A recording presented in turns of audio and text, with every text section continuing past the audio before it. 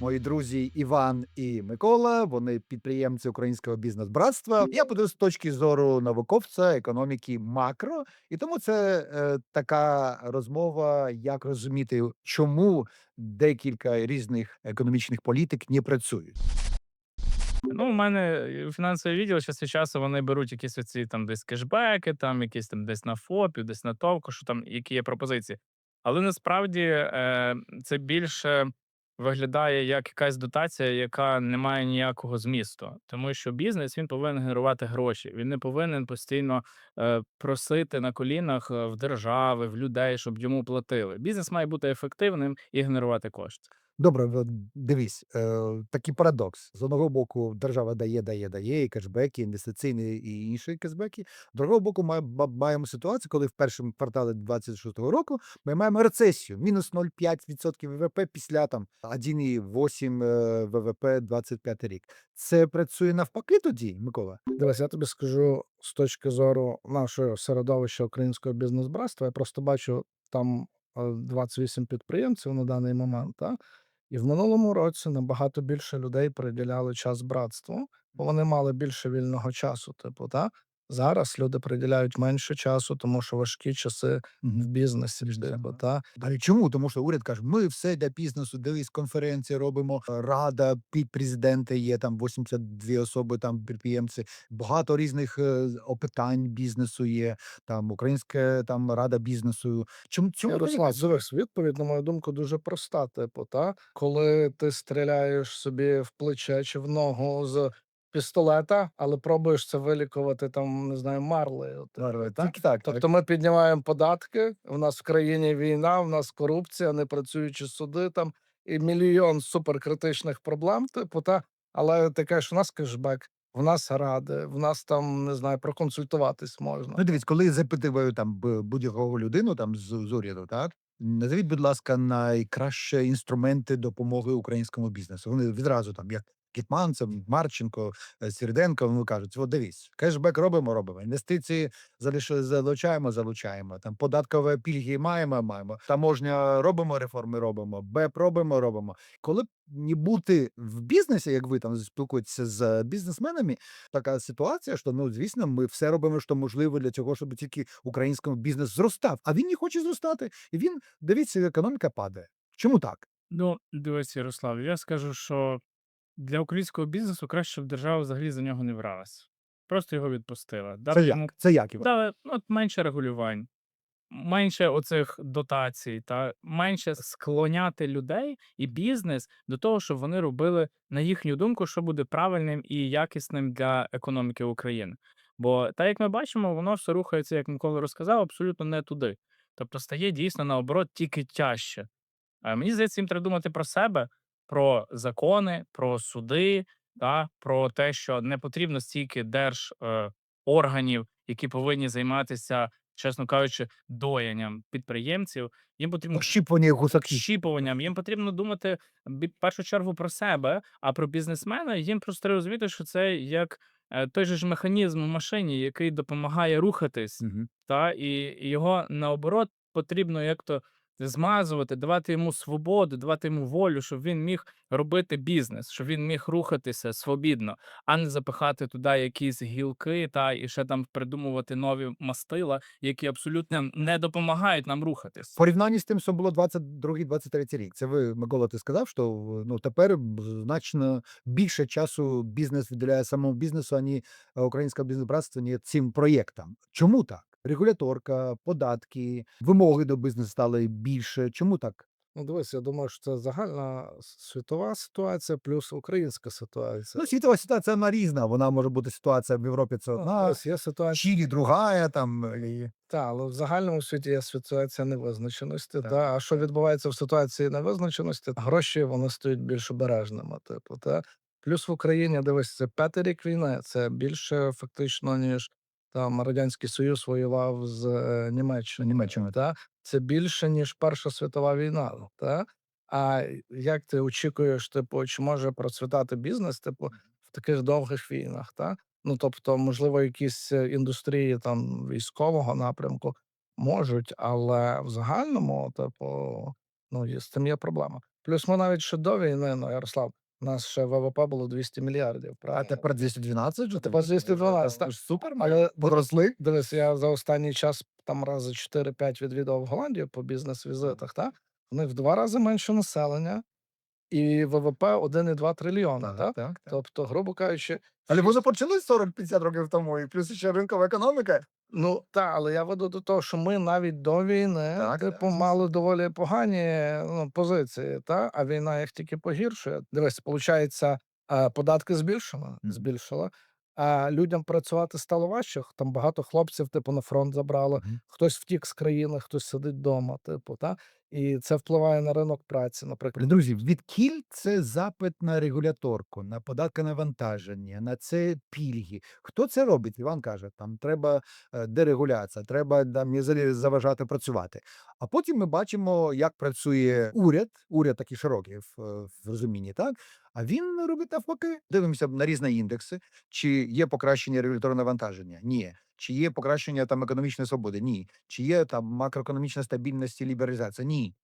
І тут з одного боку ми маємо багато тим майданчиків, де повинно бути діалог бізнесу, вчених і уряду. З другого боку, ну цього діалогу немає, тому що кожен рік, як ви зазначаєте, ну гірше і гірше. Ярослав, я думаю, тут, напевно, більше питання до тебе, ніж до нас. Ми не експерти, але якщо наше прохання, то наше прохання, напевно, трошечки відпустіть нам, дайте волі, дайте нам можливість думати про продукт, про ринок, як конкурувати, а не думати про якісь схеми, як це обійти, як не попасти на податкову перевірку, та як з податковими накладними, та як врегулювати кордон.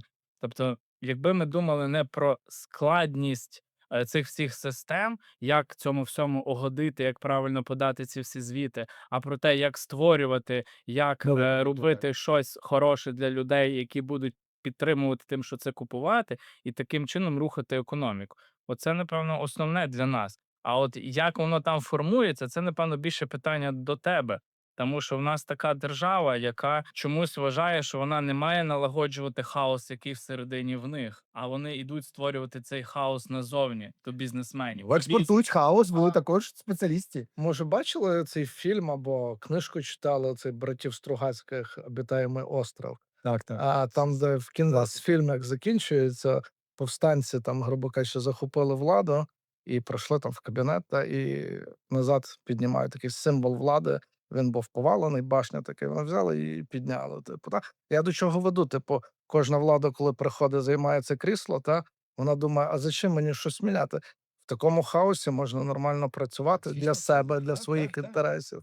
Люди, які мене знають, напевно, думають, що я якийсь завжди антидержавник. Мені завжди не подобається, як працює наша держава. Типу, та іменно державний апарат, бо треба розрізняти країну і державу. Дійсно, абсолютно. Та?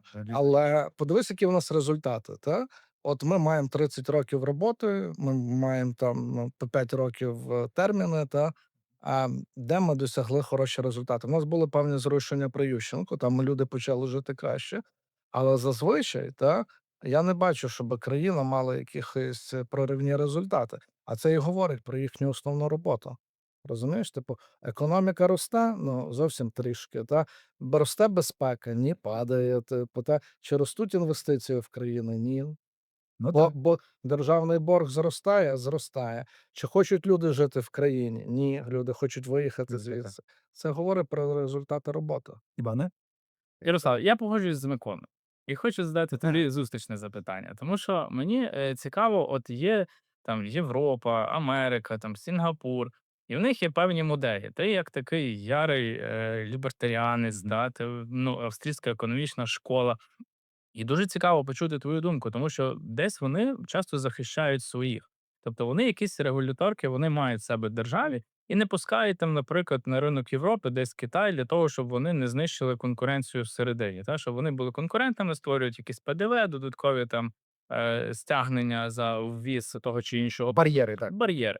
Як на твою думку, ці країни роблять правильно, і що з цього ми могли би застосувати в себе? Чи дійсно повністю як то вільний бізнес дасть цей економічний прорив? Вільний бізнес дасть, тому що це свобода, воля, і це буде формування ринкової структури капіталу, котре в Україні взагалі ще не було. Тому, звісно, тепер живемо в ситуації вепонізації регуляторної економічної політики. Вепонізація це перетворювання економічної політики на зброю. Weapon – це зброя, так? І ми маємо цей приклад. Це Китай, котрий почав це робити там 25 років тому. І там протягом 20 років ані Європейський Союз, ані Америка вони думали, що Китай ніколи там не буде. Вони будуть робити таким, буде ширпотреб це робити. А тепер це потужний конкурент. Але чому бізнес Європейського Союзу і Америки пішов до працювати і робити там виробництво в Китаї? Регуляторка погана була, податки погані були, там ринок праці не працював. Це було, коли ти створюєш на ринку там 1,5 мільярда людей такі умови, звісно, люди почнуть туди їхати. Тим більше ми маємо зрозуміти, що Китай він скрав інтелектуального продукту з сфери IT майже на 600 мільярдів доларів. І це просто крадіжка, і нікого за того не покарали. Росія зробила багато реформ початком 2000 років. Не для цього, щоб бути там краще країною для людей, зробити зростання, добробут. Це зробили для цього, щоб накопичити ресурс, знищити Україну, знищити Європу, там НАТО тощо. І тому треба захищати, наприклад, наш ВПК. Звісно, треба захищати.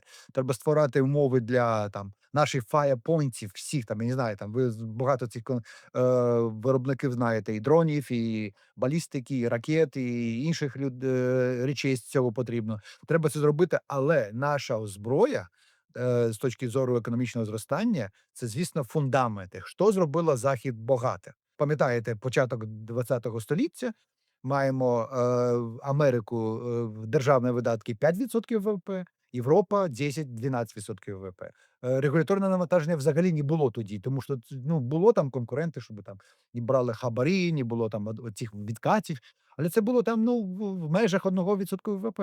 А тепер, коли ми маємо Європейський Союз 50% майже ВВП, маємо Америку 38 і борг там 125, це не можемо взяти цю модель. Ярослав, але от дякую. Єдине, що от цікаво, тобто, якщо вже це відпустити, дати там бізнесу працювати, то скажи, чим має правильно займатися держава? Її основні функції, що вона, який клімат має створити для того, щоб це економічне диво відбулося? Перше, це озброєння, це обороноспроможність, це ЗСУ, і це буде до тої пори, коли ми розвалимо цю імперію зла. Це основне. Звісно, ми не можемо витрачати тільки 2-3% ВВП, тому що треба значно більше коштів на цей період, на цьому етапі. Потім ми маємо, звісно, порядок і право внутрішньої країни. Це поліція повинна бути, це структури, політика, дипломатія, і звісно, це потім і ще важливіший елемент. Це соціалка, тому що у нас є багато людей, пенсіонерів, треба захищати, треба виплачувати їм ці кошти. У нас буде потужна програма реабілітації наших військовців після війни.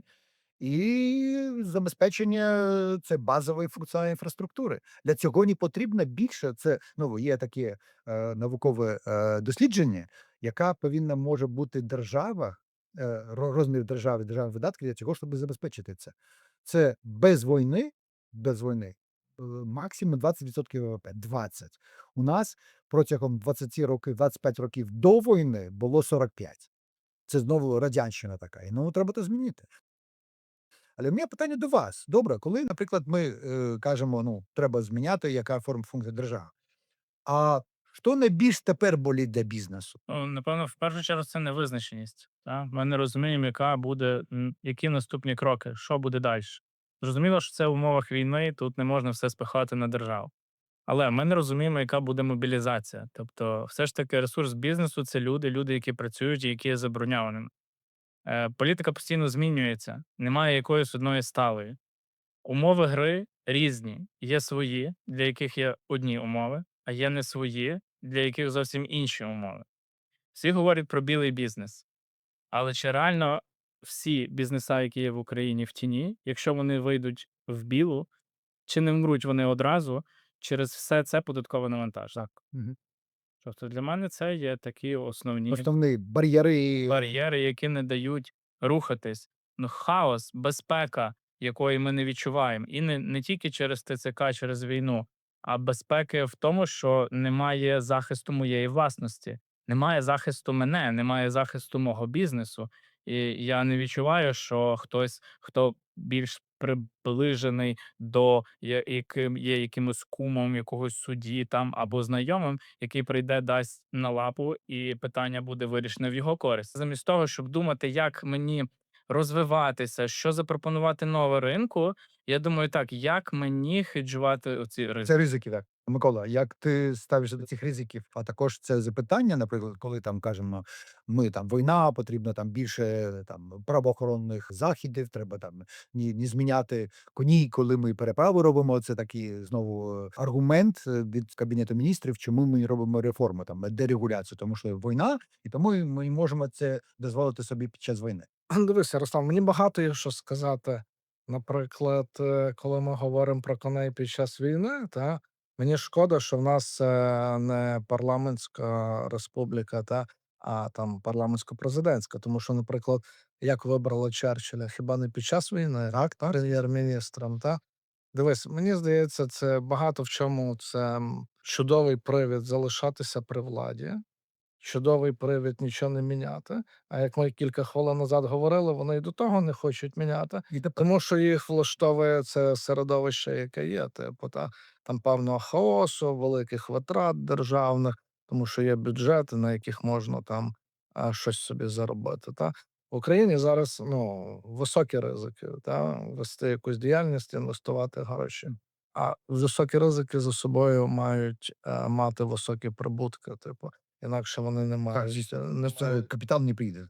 Чи вдається в Україні, але ми маємо іншу тенденцію зараз я би сказав, тенденцію по схлопуванню ринків, по зменшенню розміру Повинен спроможності. купівельної спроможності.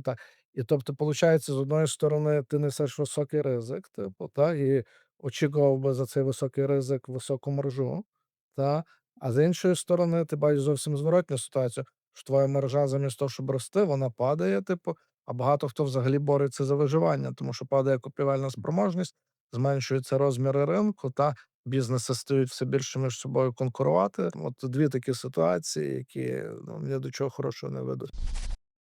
Слухайте, друзі, як бізнес сприймає, тому що для нас, для науковців, для макроекономістів дуже важливі речі там велика, мала держава. Мала держава це, звісно, фундамент цього, щоб економіка зростала. Там, наприклад, економічна свобода, знову багато даних, коли ти маєш високий індекс економічної свободи, знову темпи економічного зростання, всі показчики позитивні. Бізнес, коли він робить діалог з урядом або з місцевими владами, які аргументи ви використовуєте для того, щоб вас почули? Тому що коли ми, науковці, це одне, а ви на мікрорівні. Добре, ви приходите до там уряду або до місцевих там органів державного управління і кажете, покращити мій рівень там економічної свободи. Або нам потрібна мала держава. Ви ж вас не зрозуміють. Чи як, Іван? Ні, та однозначно, тобто, якщо говорити десь на якомусь місцевому рівні, то я скажу, що не все так погано. Є певні регіони, де є дуже класні голови, з якими можна спокійно поговорити і домовитись там чи про ділянку, де можна свій бізнес, чи про якесь приміщення, яке ще є власністю комунальній. Тобто є якийсь діалог. Мені здається, що основна проблема це ця голова, яка не є неробочою і намагається все регулювати в ручному режимі. Тобто, я про те, що є все ж таки якісь там Місцеві. сфери місцеві та обласні, які в принципі сприяють і готові сприяти. Питання тільки, що вони багато всього вирішувати не можуть, бо тому що є вказівки з голови, що вони мають робити, а що не мають робити, куди вони можуть лізти, куди вони не можуть лізти. Є таке відчуття, є десь такі розмови, тому сильно на щось не можна розраховувати. Це заважає місцевим. Це заважає і тоді і заважає бізнесу. Тому що бізнес там з державою немає сильної комунікації. Всі ті різні форми, які вони намагалися створити для показу, вони не дали ніякого результату. Я не впевнений, що ті люди, які були в тих комітетах, були задоволені роботою з державою. Напевно, краще, щоб держава просто відпускала і давала бізнесу. Дуже добре. Більше платять. Виглядає ваш стандартний такий робочий день. Скільки ви часу ви витрачаєте там на стратегію, на тактику, на управління, на спілкування там з бухгалтерією, там з регуляторкою, з усім? Як це виглядає, Микола? Це цікаве питання насправді. Дивись, я думаю, останнім часом я більше особисто задіяний в тактиці і насправді в виконанні щоденних задач. Задач. Тому що зараз насправді для IT-сектору, взагалі важкі часи, типу, тому що це експортна послуга, типу, але коли ти в воюючій країні, то це стає якби твоїм недоліком, типу, в порівнянні з іншими конкурентами. Плюс, зараз взагалі цей ринок трансформується через, штучний інтелект і так далі, Тобто ми розробили стратегію, ми працюємо над нею, але я зараз от саме задіяний. Трансформація бізнесу. Да, фактично, типу, от в трансформації бізнесу, типу, це щось на зразок відбувається, як з карет пересідали на автомобілі зараз. Тільки дуже швидко.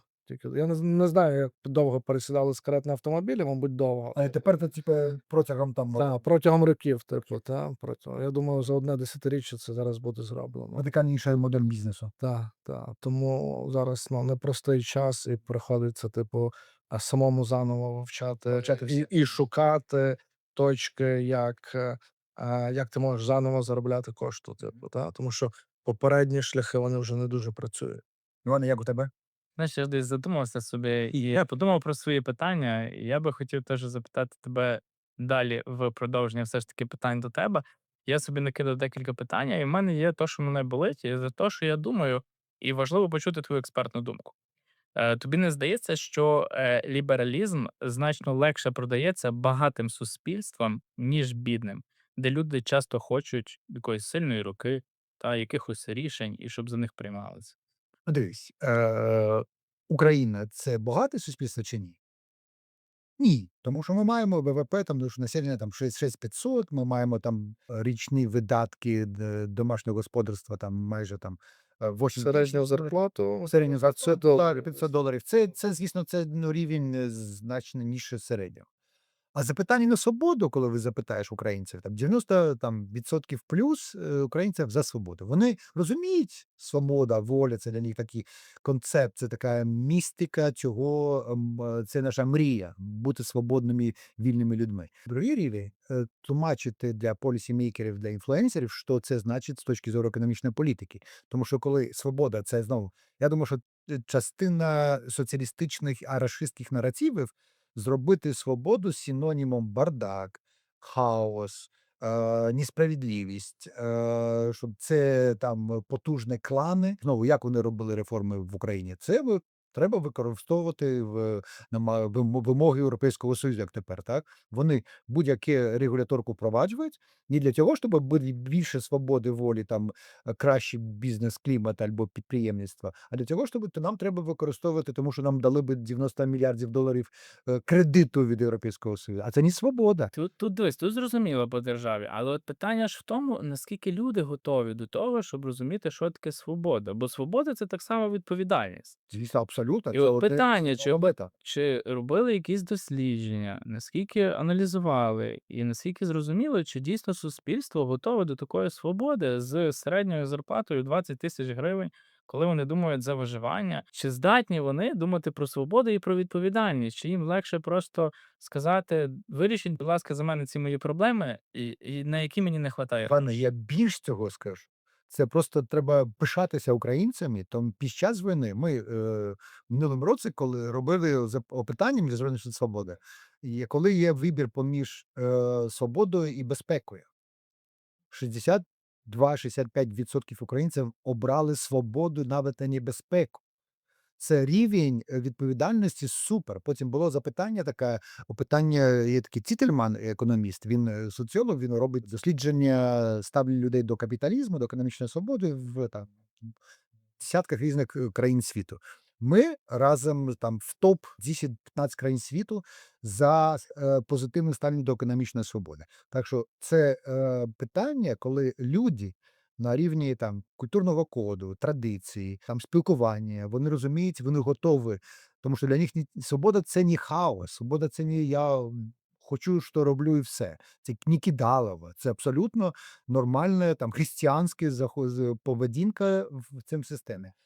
А є елемент, і це запитання до нашої еліти, до освіти, до школи, до університетів.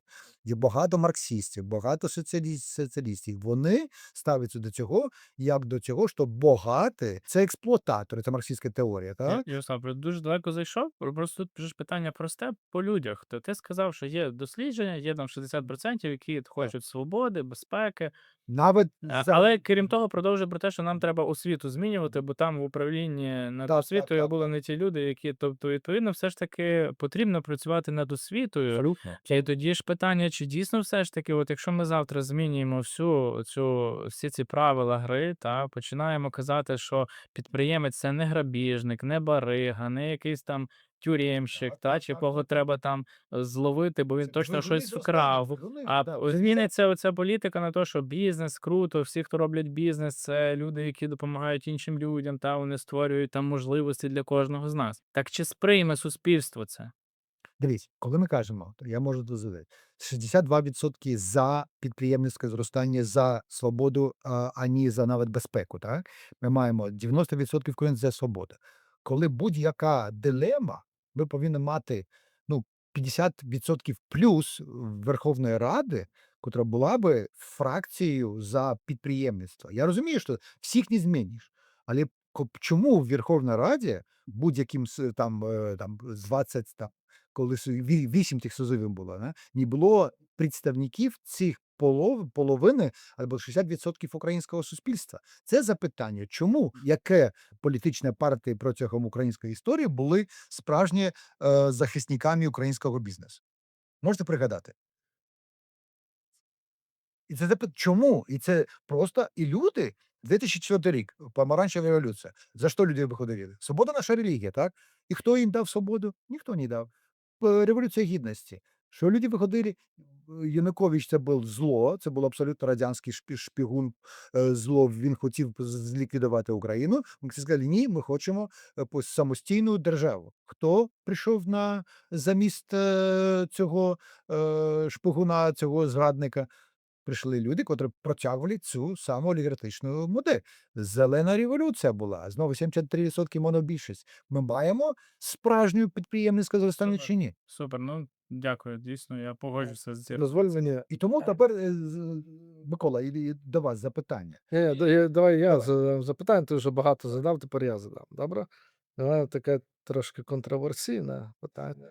Швидше про роботу Міжнародного інституту свободи. Да? Давай. Але я зайду чуть збоку, добре?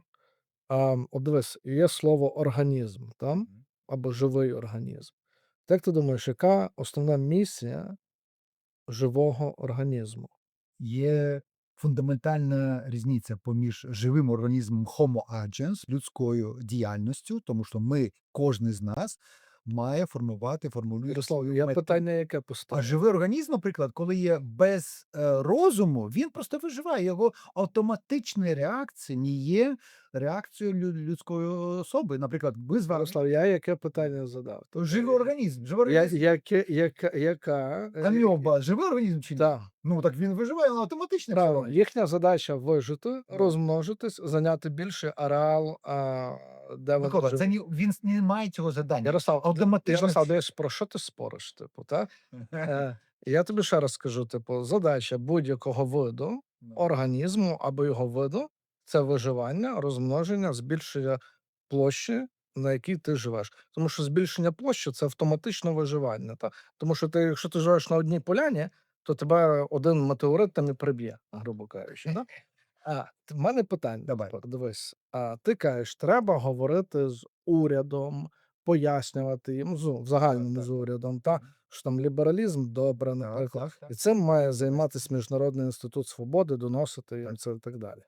Але з іншої сторони є організм, великий оцей уряд, типу, та? І як ми вияснили, задача будь-якого організму це зайняти більше влади, розширитись більше грошей контролювати, більше впливу і так далі. І оцей загальний уряд, він не виняток, типу, та? Він теж цього хоче. Тобто в його природі, як і будь-якого організму, це зайняти більше, а ти хочеш його скоротити. І коли ти до них приходиш, що вони тобі скажуть? Дивись, Микола, в твоїх там цим запитанні є багато маніпуляцій. Перше, різниця поміж концепція Вона не може ставити мету. Уряд, чиновники– це про метафору. Є конкретний Микола, є конкретний Іван, є конкретний Ярослав, будь-хто. Ми маємо свої мети. Коли ми патріоти України, яке наше завдання як патріотів України, суспільства? Ми хочемо зробити з точки зору економічного зростання, темпу економічного зростання 70% на рік. Так? Ми хочемо повищити ВВП на душу населення, доходи, продуктивність праці. Там багато чинників KPI, ви дуже добре це розумієте з бізнесу. І коли ви запитаєте до мене: Ярослав, ти вчений, дай нам пораду. Скільки ти казав, 75% ВВП зараз Так, контролюється? так. Хіба я не так Так, кажу? і це організм. Коли ти кажеш організм, це одне, котре ставить з мети. Є конкретні люди, decision-makers, котрі приймають рішення в цьому уряді, міністр фінансів, міністр економіки, прем'єр-міністр, офіс президента. Вони приймають рішення. Це не українці приймають рішення, це не політичні партії приймають, конкретні люди. Чому не роблять? І як працює механізм? Це до нас, до Міжнародної свободи. Нам треба зробити так, то на наступних виборах, будь-які вибори, політичні кампанії, так, люди розуміють: о, є люди там, Українське Безобразство, Міжнародна Свободи, вони пропонують суперпродукти. Яке? Як зробити економічну безпеку? І Дивіться, економічна обрізати безпека. цей організм. Ні, звісно, тому що Це ти організм Микола, хочеш це- сказати: "О, давай я тебе обріжу". Ні, Твоїми ж руками. Звісно, чому я за це? Тому що в цій системі цього організму 3% ВІП-розпоряджальників чужого, вони живуть за кошт 97% всіх українців. Я хочу, щоб 97% українців мали своїх представників, своїх репрезентантів в уряді. Коли, наприклад, ви зробите бізнес, так? Ви ж не можете там бути там CEO в всіх бізнесах. Ви призначаєте директора. Що робить директор? Директор виконує вашу мету, це, щоб ваш бізнес був прибутковим. Ви контролюєте цього директора? Звісно, контролюєте через там різні механізми, через там правові інструменти. Так і отут. Чому 97% українців повинні кормити, прикормлювати 3% розпоряджальників чужого? І так, це інструменти, українська платформа бізнесу, економічна безпека, антикорупційна платформа, яку ми будемо презентувати наступним місяці, це все інструмент довести до людей, до українців. Дивіться, це альтернатива. Ви хочете свободи? Будь ласка, як практично імплементувати свободу в Україні? Тому що до нас цього ніхто не робив. Дивись, Ярослав, я з тобою погоджуюся. Якщо ти працюєш з суспільством, це інструмент. Але коли ти приходиш до цього організму уряду і кажеш: зменшся, та? Ні, я Стань меншим. Що я тобі кажу? Ні. Микола, дивись, коли я кажу, я приходжу до будь-якого міністра, тому що я представник суспільства, бізнес і наукового суспільства, кажу: дивись, чому ви не можете запропонувати мені програму зростання економіки на 7-10% на рік? Уряд не може, а ми, як альтернатива, як конструктивна патріотична альтернатива, кажемо: дивіться, ми протягом 4 років пропонуємо це бізнес разом з науковцями. І це нова коаліція, котрої не було взагалі в історії України. І коли люди почують нас, їх не можна буде купити за гречку, за будь-який там популізм, тому що вони будуть: о, Іван – це супер добра людина, ми знаємо, він добрий бізнесмен. Микола також, він створив стільки місць праці, вони допомагають фронту, вони допомагають суспільству, вони суперпатріотичні. І вони не тільки патріотичний і фаховий, професійний в своїм бізнесі, вони також розуміють, що треба для зростання країни. І мікрорівень разом з макрорівнем дає фантастичний результат. Цього ніколи не було в Україні. Я маю раз чи ні? Дивись, так, але хто буде це реалізовувати? А ми це Хто буде тим органом, який буде, як Микола каже, зрізати собі частину органу? А мені подивись, як ця влада тепер прийшла до влади? Так? Через вибори. Ми в Україні, нас не буде ніколи диктатур. Тобто має бути як то колосальна перезагрузка. Звісно, абсолютно. Має відбутися сильна абсолютно. перезагрузка для того, щоб Абсолютно. був цей прорив, про який ми мріємо всі, щоб він 100%. відбувся. 100% має бути перезавантаження. Чому? Тому що коли, пам'ятаєш, була там боротьба за незалежність Америки, від Британської імперії. У нас йде тепер війна за незалежність, за ліквідацію рашистської імперії зла, котра вона там мучила нас протягом там століття, 2-3 століття вона мучила. І тепер треба сказати, все, наша перемога, ми розб'ємо цю імперію зла, і що після цього? Пам'ятаєте 2004-2005 рік, коли була помаранчева революція виграна? Це був шанс для цього, щоб зробити прорив. Чому він не відбувся тоді? Чому, наприклад, бізнес сказав, нам треба саме те? Тому що в кожній бізнес-організації, як тепер, наприклад, є люди, які скажуть, нам потрібен кешбек, нам потрібно податкові пільги, нам потрібна не дія там, не там Defense City, а будь-які там інші аграрної сіті, там промислова політика. І Галасюк, потім цей Гетманцев, Марченко, і інші люди скажуть там, кажуть, ну, звісно, треба нам, у нас є там 2000 підприємств, ми їх добре знаємо, тому ми будемо давати їм пільги, ми будемо давати їм різні концесії, тощо, і для цього, щоб вони забезпечили економічне зростання. І в Америці це є. Знаєте, що тепер робить Трамп? Трамп також має фаворитів своїх, так? І скаже, от, ти 10% віддаєш мені інтелу держава, а я тобі даю там кошти на розвиток. Також робить Європейський Союз. А у нас поміж з ними різниця в тому, що у нас ніколи не було ринкової структури. І коли ми, це основна наша мета довести, що 7-8 мільйонів українців це кращий інвестиційний потенціал, ніж 2000 обраних чиновників. Ярослав, у мене є трошки інший фокус, то я бачу, час закінчиться, але мені от цікаво теж задати питання. Ти як економіст, да, людина, яка більшу частину свого життя цьому посвятила, дай, будь ласка, відповідь, бо подивись, що робиться з економікою і що робиться з різними бізнесами. Я не прихильник того, що весь бізнес він є святий і він є такий потрібний людям. І в мене наступне питання. Їх два. Перше одне, потім друге. Тобі не здається, що сучасна економіка все більше заробляє не на реальній користі, а на дофаміні, залежності і увазі людей? Дофамін? Хто, Залежність. хто виробляє дофамін? Це треба бути справедливим і чесним. Дофамін виробляють національні центральні банки, тому що вони мають монополію на гроші. Це джерело одного дофаміна, другий дофамін це держава. Дивись, яка Дивись, найбільша... давай так от, я не в ту сторону, ти трошки не про це. Я більше про бізнес. Давай забери з давай. урівняння державу. Мгм. Допустимо, держава стала хорошою. Так, так треба Дивися, баланс держава хороша, дає гроші, Ну. дає свободу волі бізнесу. Але ж дивись, тоді як має виглядати економіка, коли, наприклад, бізнес створює казино, онлайн-казино, коли бізнес максимально намагається багато продати алкоголю людині, коли максимально людей намагаються обдурити і зайти там в крипту чи ще якісь цікаві такі схеми, де малює, що це вони зароблять гроші. Тобто бізнес може там заробити гроші. Це не, я вважаю, це недобросовісний бізнес, який на цьому намагається заробити гроші. Як економіка до цього ставиться? Дивись, я за своє життя ніколи не Там зараз найбільші гроші. Розумієш, ж- дивись, якщо ти зараз подивишся рекламу в інтернеті там, чи на телебаченнях, ми побачимо дуже багато, де є про алкоголь, там, де пишуть, що алкоголь так само шкодить. Сигарети, які дуже шкодять, всі ті картинки ми всі бачимо, але всі далі продовжують курити. Та воно якийсь такий легкий ефект дає, але він дуже повільний. От. А якщо говорити про інтернет, то це просто нема жодного сайту, де немає реклами про казино. А що це означає? Що велика сукупність грошей формується в їхніх руках.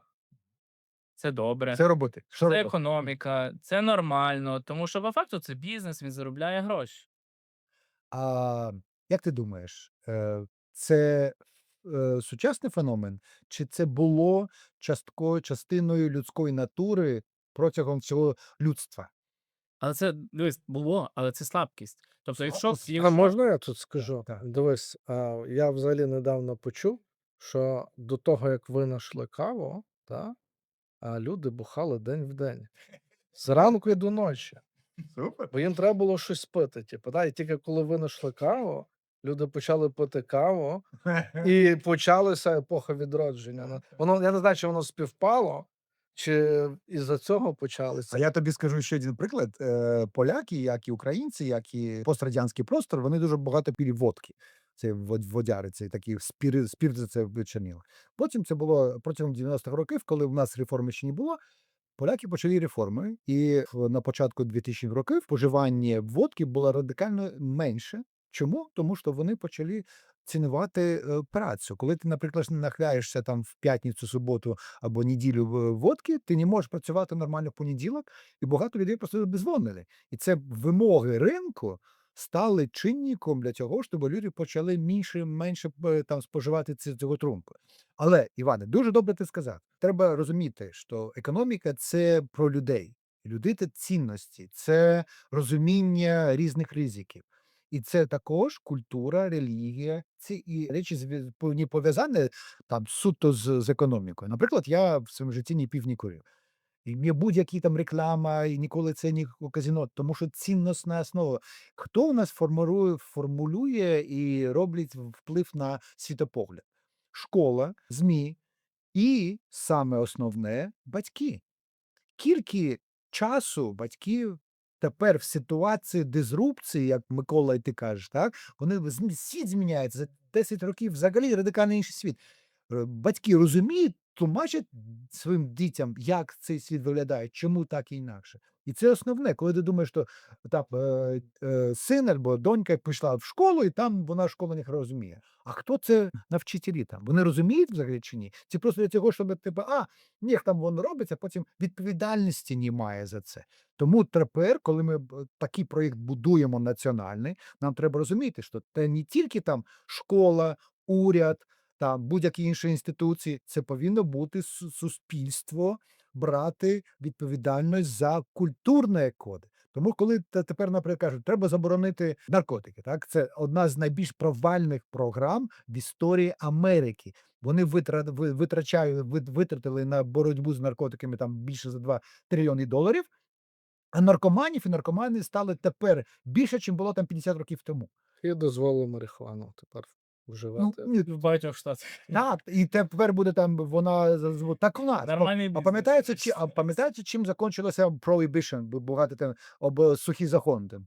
У нас сухий закон, пам'ятаєте, чим скінчився? Заборони не працюють, коли це від держави. Заборона повинна бути частиною свого морального цінностного світопогляду. Тобто це виходить економічний ефект через те, що є робота над людьми, над дітьми, над освітою. Так? Абсолютно. Але ж теж тут трошки виходить парадокс, тому що не виходить це зробити зараз, тому що вже більшість суспільства поломане, так? Більшість суспільства є емоційними імпотентами, так? Тобто це дуже голосно сказано, але насправді так воно і є. Тому що в таких умовах дуже важко думати про якусь освіту, моральні принципи, так? Тому що ти думаєш за виживання. Ти думаєш, де заробити ту копійку, як вижити, як не загинути на війні, як то сховатися від тої бомби, як виспатися в кінцевому результаті, як мені можна виспатись, коли кожен день прилітає, коли кожну ніч літає. І як в цих умовах це ж неможливо зразу це зробити. Це значить, правильно, але тоді треба бути реалістами і розуміти, що певного цього економічного ефекту ми можемо досягнути через 20 років. Краще буде, Який період? швидше буде. А тому що який коли, реальний? наприклад, дивись, коли ми почнемо, така ситуація, уявіть собі ситуацію. Ми з вами формуємо уряд, у нас є наша підтримка в Верховній Раді, і ми робимо реформи, робимо закони, які працюють, дають економічну свободу, монетарна політика, фіскальна політика, регуляторці, в використанні фінансових будь-яких інструментів, там, механізмів.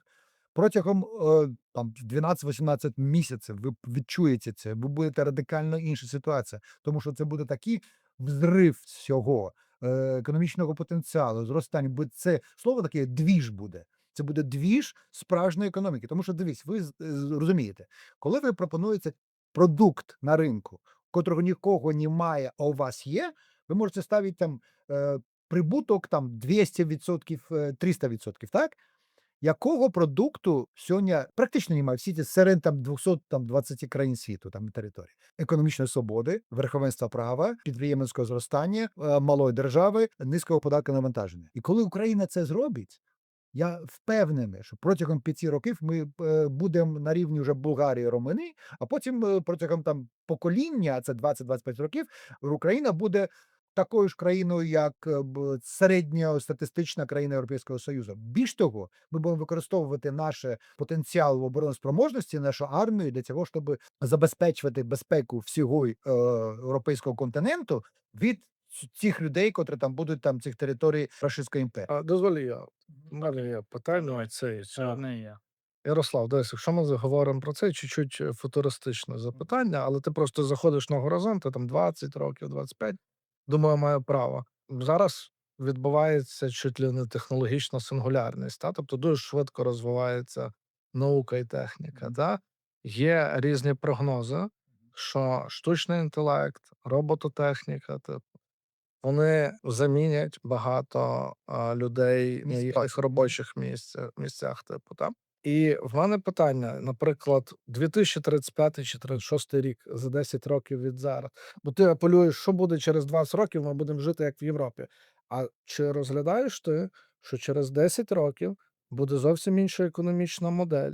Наприклад, коли людина вже не буде основним її актором, І як тоді буде працювати економіка? І як в такій економіці, де людина не є основним її актором, тоді як робити країну проривною? Футурологія. Дивись, людина буде і залишиться основним економічним суб'єктом. Чому? Тому, коли ти дивишся, я, звісно, дивлюся на різні там технологічні тренди, і оцінки цього, чи штучний інтелект є взагалі, він наближається до стандарту людини як комп'ютера, тому що інформаційна система, вона там знає 50 трильйонів цих клетинок, і це радикально інший рівень складнощі. І коли ми дивимося на цей склад, це тепер ми маємо четверту, правильно, п'яту промислову революцію буде, так? Інформаційна революція.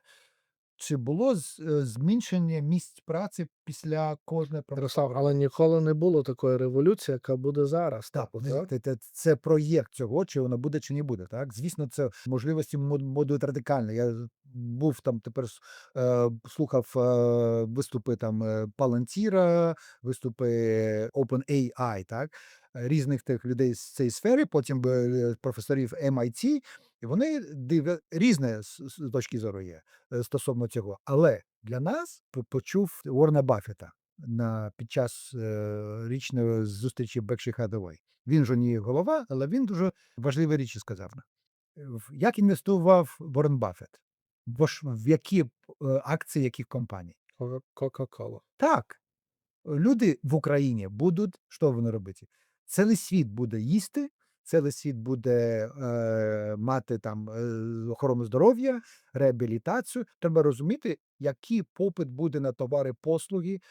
І для нас, коли ми українці, суперкреативні люди. І коли ми будемо мати 5-6G, коли ми будемо мати Internet of Things, інтернет речей, коли ми будемо виробництво промисловості не через конвейер таких, а через там custom-made речей, це буде більше можливостей для українців, чим тепер. Ми будемо частиною Ярослав, можна ще? я ж скончу. Глобального це ланцюжків доданої вартості, коли знову це важливіше запитання, коли наше право, наша інфраструктура, наша безпека будуть на рівні найвищих, найкращих світових стандартів. Це наша мета. А люди самі оберуть, тому що це запитання. Чому, коли ми зробимо цей продукт законотворчий, інституціональний в Україні, це буде такий рідкий товар. І цей рідкий товар буде магнітом для будь-якого там трильйона доларів. Ярослав, дивись, я розумію твою відповідь, але я хочу побачити її трошки з іншої сторони, тому що 10 років це не такий великий горизонт, наприклад, про який Абсолютно. говорять. Я хочу розуміти твою думку. Просто прийми для себе в даному питанні це як факт, що штучний інтелект замінив білі комірці, а робототехніка в основному замінила голубі комірці, блакитні комірці. Більшість праці виконується роботами і штучним інтелектом в усіх країнах. Як в і це може бути за 10-15 років. Як в такому середовищі Україні стати багатою європейською країною?